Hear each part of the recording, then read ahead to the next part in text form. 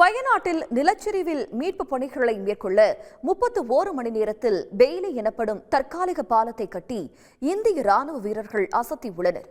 இது எப்படி சாத்தியமானது என்பது பற்றி இந்த செய்தி தொகுப்பில் பார்க்கலாம்.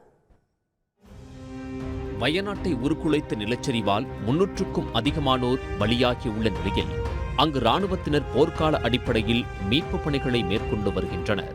நிலச்சரிவால் பெரிதும் பாதிக்கப்பட்ட முண்டக்கை, சூரல் மலை பகுதிகளில் பல இடங்கள் துண்டிக்கப்பட்டதால் மீட்பு பணிகளில் தொய்வு ஏற்பட்டது. இதையடுத்து மீட்பு பணிகளை விரைவுபடுத்த கட்டப்பட்டதுதான் இந்த பெய்லி பாலம். பொதுவாக பேரிடர் காலங்களில் வெள்ளத்தில் பாலம் அடித்துச் செல்லப்பட்டாலோ அல்லது நிலச்சரிவின் போது சாலைகள் துண்டிக்கப்பட்டாலோ ராணுவத்தினர் தற்காலிக பாலம் அமைத்து மீட்பு பணியில் ஈடுபடுவார்கள்.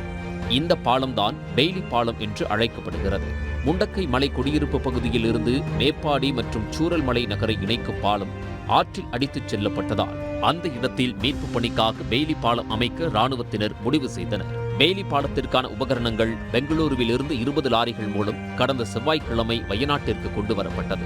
ராணுவத்தில் உள்ள மெட்ராஸ் இன்ஜினியர்ஸ் படைப்பிரிவினர் பெய்லி பாலத்தை கட்டமைக்கும் பணியை புதன்கிழமை காலை 9 மணிக்கு தொடங்கினர்.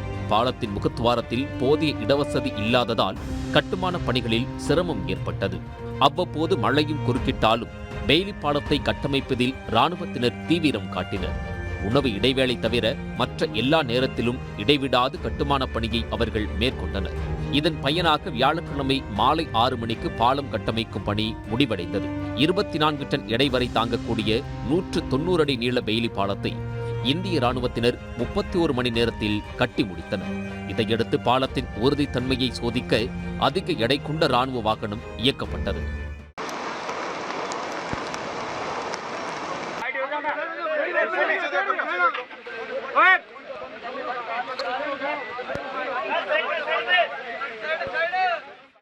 மீட்பு பணிகள் முடிந்த பிறகும் இந்த பாலம் பயன்பாட்டில் இருக்கும் என்றும் இதை இனி வரும் காலங்களில் பொதுமக்களுக்கு பயன்படுத்தலாம் எனவும் ராணுவத்தினர் தெரிவித்துள்ளனர்.